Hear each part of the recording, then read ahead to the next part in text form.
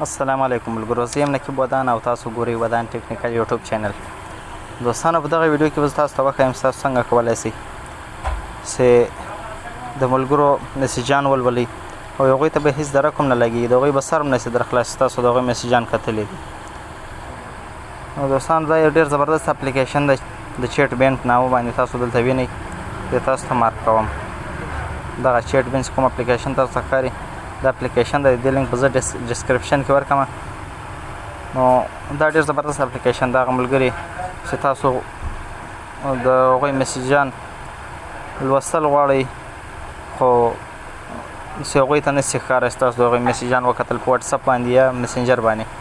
نو دوستانو، تاسو د دې اپلیکیشن په ذریعه د هغوی ټول میسیجان کتلی شئ. نو دا څنګه کار کیږي، د کار کولو طریقه یې درته ښیم. دوستان، تاسو به تر هر څه مخکې ولاړ شئ همدغه اپلیکیشن ته چیټ بین د اپلیکیشن ته چې ولاړ تاسو ته اوله سر کې راځي پرووایډ نوټیفیکیشن ایکسس.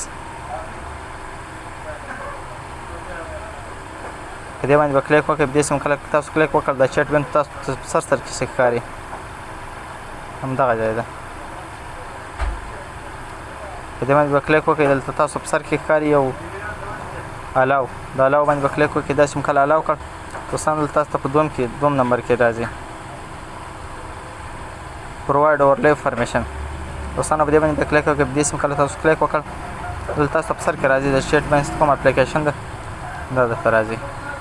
دا به انیبل کړئ، دا به اون کړئ. دا سم کله انیبل کړل تاسو په اخر کې راځي اګنور بیټري اپټیمایزیشن. دا په دې باندې به کلیک وکړئ. په دې سم کله کلیک وکړل دلته تاسو ته راځي یو ډسلاین د بل الاو ده. تاسو په دې الاو باندې کلیک وکړئ. کله هم په الاو باندې کلیک وکړ دوستانو دلته تاسو په اخري کې راځي نیکسټ. په نیکسټ باندې به کلیک وکړئ.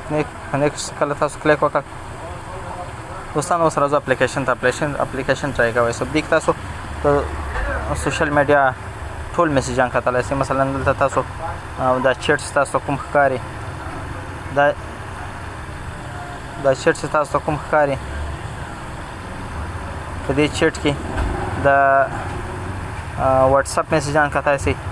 دلته دا تاسو کوم ښکاري په دوم نمبر کې ادر، په دې ادر کې ميسينجر نور تاسو کوم سوشل میډیا لینکونه دلته کې اچوئ هغه میسیجان کتلی شئ. نو دوستانو، اوس راځو ګورئ زه زما کوم واټساپ ته یو همدغه د واټساپ بزنس یو چې زه کوم واټساپ استعمالوم هماغه ده دا یو. نو ګور اوس میسیج لګم د واټساپ بزنس څخه بل واټساپ ته میسیج لګم. دلته زه لیکم جوړ په خیر، څنګه یې؟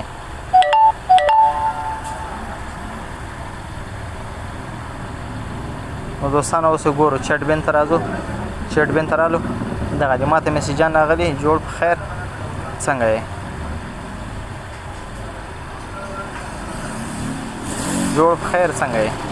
دا میسیجان ما دلته وکتل خو دلته معلومات نشته. زما ملګري ته سر چاته میسیج لګم دلته یې داسې نه ښکاري چې دا میسیجان دې کتل شوي.